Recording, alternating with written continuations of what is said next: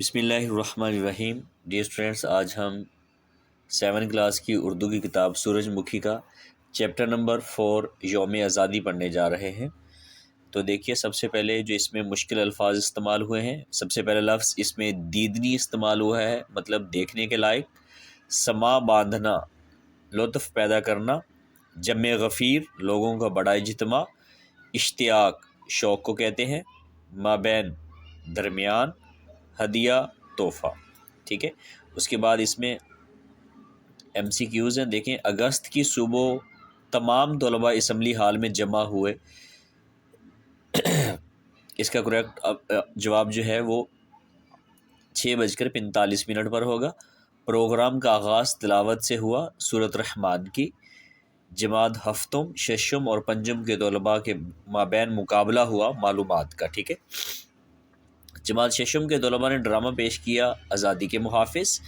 یہ دلچسپ اور رنگا رنگ تقریب اختتام پذیر ہوئی 10:30 بجے۔ ٹھیک ہے، یہ اس کے کریکٹ جواب تھے جن کو میں نے ہائی لائٹ کر دیا ہے۔ ٹھیک ہے، اس کے بعد اس کے شارٹ کوشچنز ہیں۔ دیکھیں، یوم آزادی کی تیاریوں کا آغاز کب کیا گیا اور تمام اسکول کی سجاوٹ کن لوگوں نے کی؟ یوم آزادی کی تیاریوں کا آغاز 9 اگست سے ہو گیا تھا۔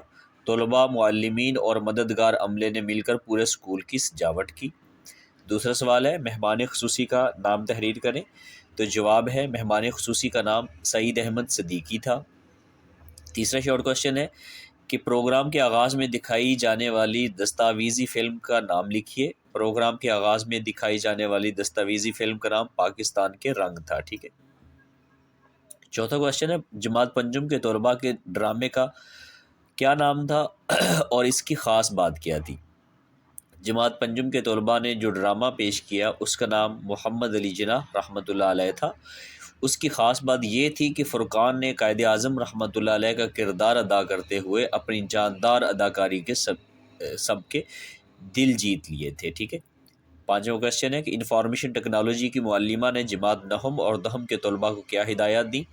انفارمیشن ٹیکنالوجی کی معلمہ نے طلباء کو ہدایت دی کہ وہ بھی اپنے وطن سے متعلق دستاویزی فلم دیکھیں۔ ٹھیک ہے، یہاں سے زبان شناسی ہے، مفرد اور مرکب جملوں کی پہچان۔ ترتیب سے لکھے ہوئے بامعنی الفاظ جن کو پڑھنے سے پوری بات سمجھ آ جائے جملہ کہلاتا ہے۔ اردو میں بھی دنیا کے دیگر زبانوں کی طرح جملے کے 2 عنصر ہیں، ایک مبتدا ہے، دوسرا خبر ہے۔ مبتدا وہ شخص یا شے جس کا ذکر کیا جائے، جیسے یہاں پہ دیکھیں احمد ایک لڑکا ہے، تو احمد کا ذکر کر رہے ہیں تو احمد کیا ہے؟ ایک مبتدا ہے۔ اسی طرح خبر جو کچھ اس شخص یا شے کے بارے میں ذکر کیا جائے وہ خبر کہلاتی۔ جیسے احمد ایک نیک لڑکا ہے، احمد جو ہے وہ مبتدا بن جائے گی اور نیک لڑکا یہ کیا بن جائے گی؟ یہ خبر بن جائے گی۔ ٹھیک ہے، اسی طرح کراچی ایک بڑا شہر ہے، تم کہاں جا رہے ہو، کتاب میز پر۔ ان جملوں میں احمد، کراچی، تم، کتاب، یہ سارے کے سارے مبتدا ہیں، کیونکہ مبتدا وہ شخص یا شے جس کا ذکر کیا جائے۔ تو اس میں احمد کا ذکر کیا گیا، کراچی کا ذکر کیا گیا، تم کا ذکر کیا گیا، کتاب، ان چیزوں کا ذکر کیا گیا۔ ٹھیک ہے، نیکسٹ ہے مفرد جملے۔ مفرد جملے کسی ایک شخص یا شے کے بارے میں ایک خبر دینا یا ذکر کیا جاتا ہے۔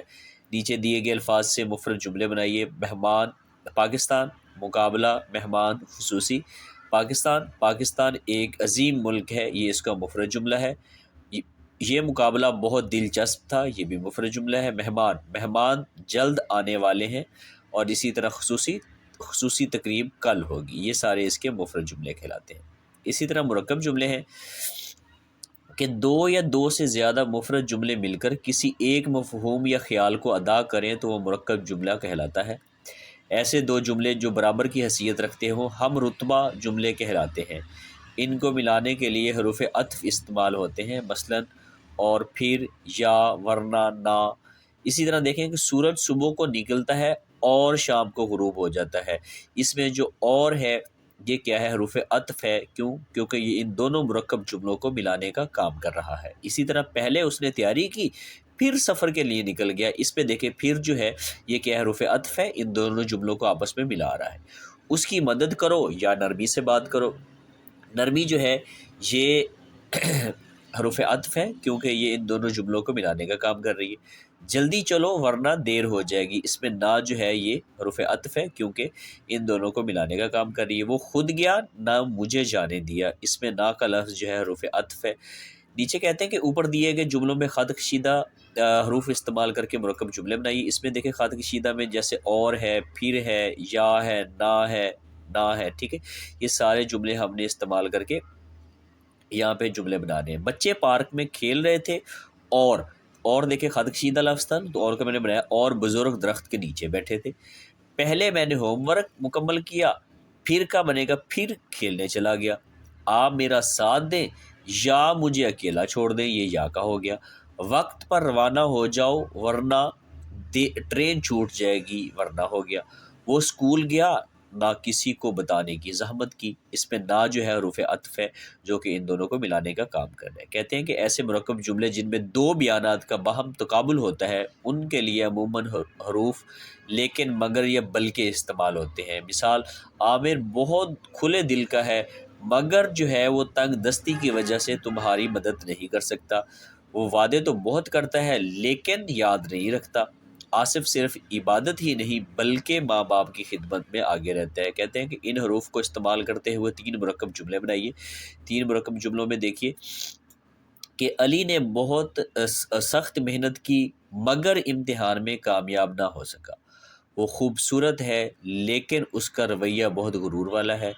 احمد نہ صرف پڑھائی میں اچھا ہے بلکہ کھیلوں میں بھی بہترین کارکردگی دکھاتا ہے۔ یہ 3 جملے ہم نے بنا دیے، ٹھیک ہے۔ نیکسٹ کہتے ہیں کہ دیے گئے الفاظ اور محاورات کو اپنے جملوں میں استعمال کیجیے۔ پہلا ہے یوم آزادی۔